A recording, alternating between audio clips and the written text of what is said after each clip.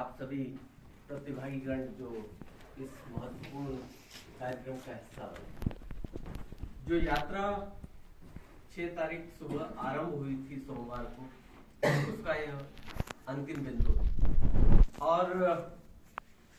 हमारा यह प्रयास था कि हम इन 5 दिनों में आपसे रिसर्च मेथोडोलॉजी के केवल रिसर्च राइटिंग एस्पेक्ट पर बात करें। हमारी पूरी जो इस आयोजन की धुरी राइटिंग को लेकर कंसंट्रेट करते हुए, और इसीलिए ये बहुत स्पेसिफिक कैप्सूल था। अन्यथा हम जो पूरी बातचीत करते हैं उसके बहुत सारे अलग अलग आयाम होते हैं जिनको हमने इसका हिस्सा नहीं बनाया। और ये 5 लोगों के फीडबैक बहुत ज्यादा ही उत्साहित करने वाले थे। मुझे लगा कि आप लोगों ने कुछ थोड़ा बहुत कहीं हमें ये भी बताना था कि नहीं, ये और भी हो सकता था, क्योंकि ये सब किसी भी कार्यक्रम में इस बात की गुंजाइश हमेशा रहती है, कुछ और बेहतर करने की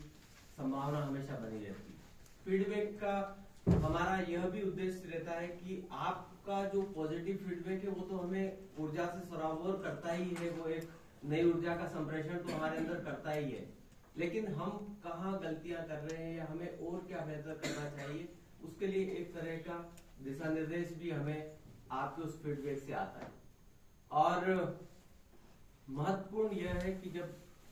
कुलदीप ये बोल रहे थे कि हमारी थीसिस बेहतर हो इस यात्रा के बाद, मुझे लगता है यही सबसे बड़ी जो संतोष का कारण मेरे जैसे व्यक्ति के लिए हो सकता है, वो ये है जब आप इस यात्रा को खत्म करके अपने अपने गंतव्यों पर पहुंचेंगे और एक बार फिर से रिविजिट करेंगे the entire idea of research thesis writing. एक रिसर्च आर्टिकल लिखने का पूरा जो आपका आइडिया है उसको जब आप रिविजिट करेंगे और उस रिविजिट करने की पूरी जर्नी में अगर आपके दिमाग में 5 दिन ये एमपीएसआर यहाँ कही गई बातें अगर वापस आपके दिमाग में कौंधती है, आपके विचार को उद्वेलित करती है और आपको कहने के लिए, सोचने के लिए, फिर से रीथिंक करने के लिए अगर कोई अपॉर्चुनिटी ये अवसर दिया है, तो ये हमारे लिए सबसे बड़ा फीडबैक है। और आप सब निश्चित रूप से अपने अपने स्थानों पर लौटने के बाद में अपने अकादमिक यात्रा के जो अंतिम बिंदु है, जो कि थीसिस है आपकी, और उस थीसिस की क्वालिटी में जब आप कुछ बेहतर कर पाएंगे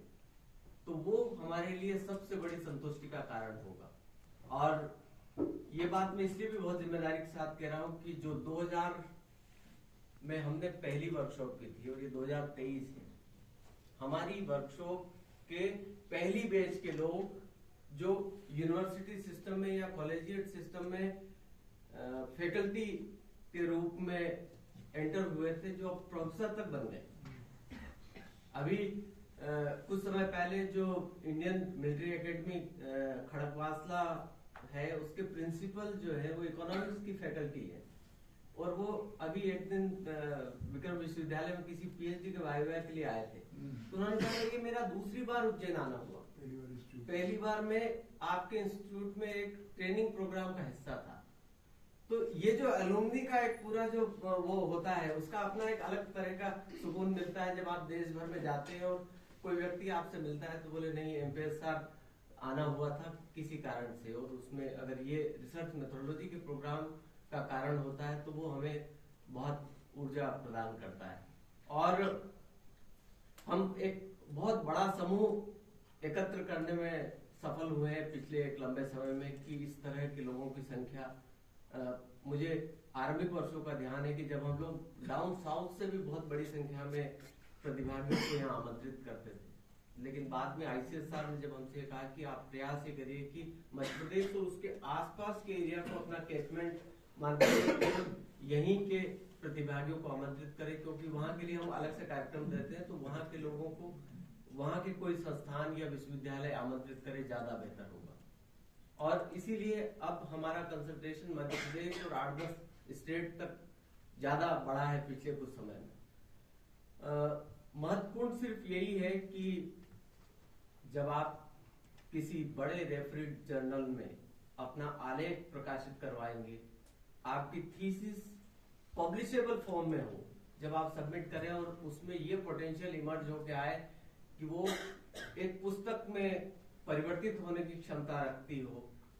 आपके द्वारा सेमिनारों में जब बातचीत हो तो वो इतने ऑर्गेनाइज ढंग से लिखे हुए पेपर हो कि उनको अच्छे बड़े प्लेटफॉर्म पर स्वीकृति मिले, और उसके बाद यदि उनका संपादन हो और वो किसी संपादित पुस्तक का हिस्सा बने, ये महत्वपूर्ण है।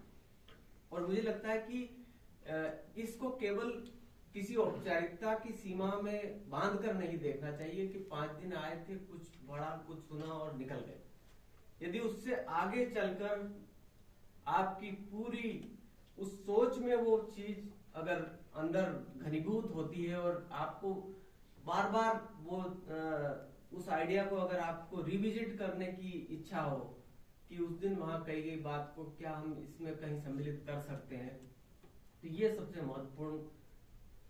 आउटपुट हमारी तरफ से आपके लिए होगा। मैं आप सब के उज्जवल भविष्य के लिए शुभकामनाएं प्रेषित करता हूं, और आज के बाद, आज या कल या उसके एक दिन बाद आप सब अपने गंतव्य को लौट जाएंगे।